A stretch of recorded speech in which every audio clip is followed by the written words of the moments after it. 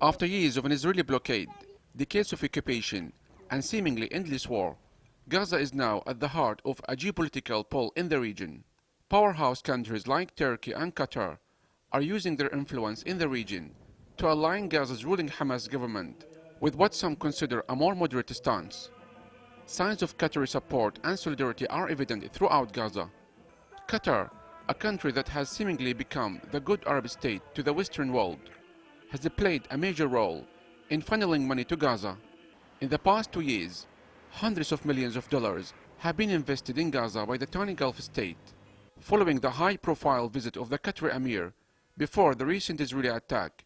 The Qatar office opened up in Gaza. A big Qatari delegation has arrived in Gaza to show solidarity with the people here and also to inaugurate a number of projects across the territory. There is a good relationship between the Qatar government and the Hamas government in Gaza. The visit of the Emir of Qatar to Gaza 2 months ago and Khalid Mishal's residence in Qatar was the proof that both leaders and nations have a good relationship. Projects include school building construction, protection for fishermen constantly under threat by the Israeli Navy, as well as development and education programs. Qatar projects in Gaza are not something new. For instance, we are helping Gaza fishermen by providing them with essential equipment.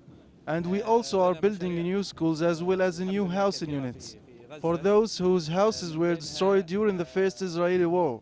Gaza is in need for development, so we hope to see more countries intervene to support the people of Gaza.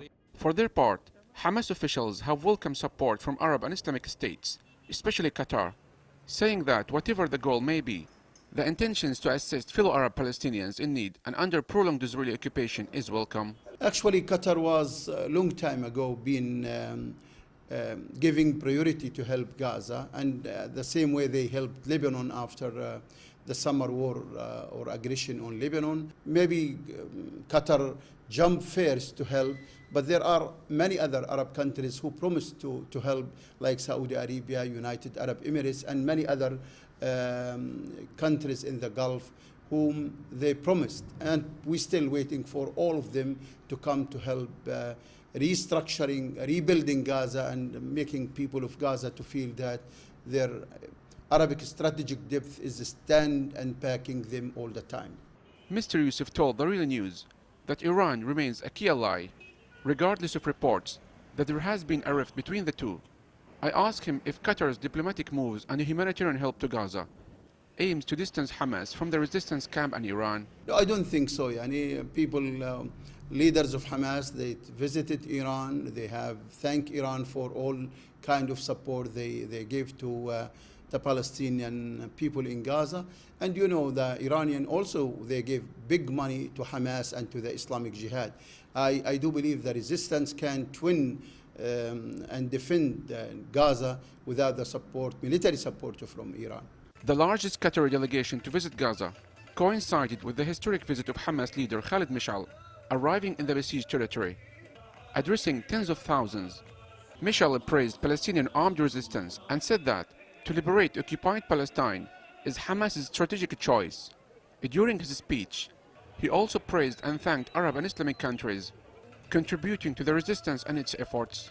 Although Israel, the US and the EU consider Hamas a terrorist organization, but it enjoys support in Gaza and in many parts in the world and feels it is gaining regional political influence after the Arab Springs brought new Islamist governments to power.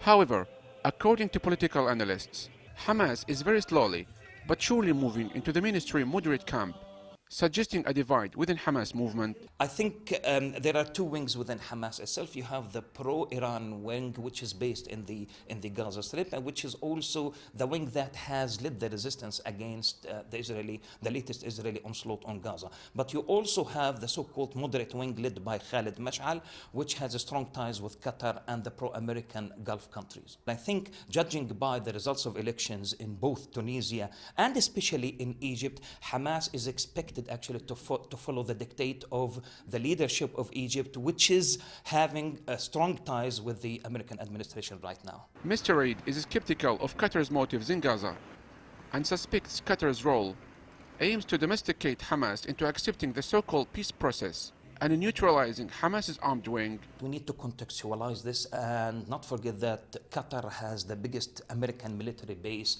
in the Middle East. It was the military base that was used by the Americans to attack both Iraq and Afghanistan and kill millions of civilians in both countries. But we need also to understand that there is an attempt, especially after the Arab Spring, an attempt by the so-called moderate Arab regimes to drag the resistance movements into the American camp.